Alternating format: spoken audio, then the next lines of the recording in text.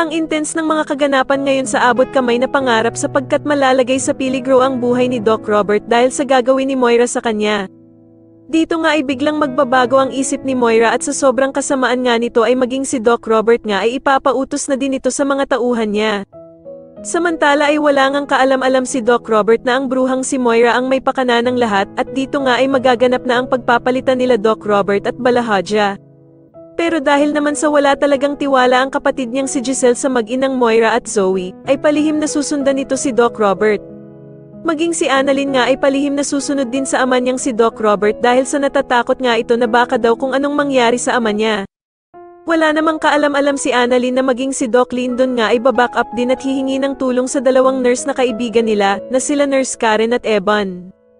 Samantala ay talagang paiiralin pa din ni Moira ang kasamaan niya at dito nga ay maiisipan niyang takutin at paglaruan itong si Doc Robert.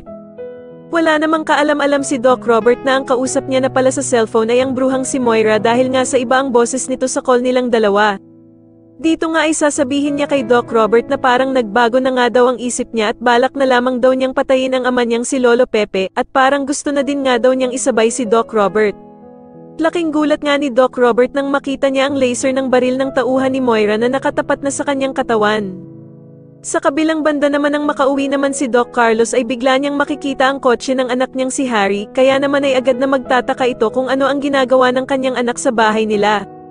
Wala namang kaalam-alam si Doc Carlos na nakatitig na pala sa kanya si Lynette sa gilid subalit hindi nga ito makasigaw dahil sa nakabantay sa kanya ang mga clown na tauhan ng bruhang si Moira.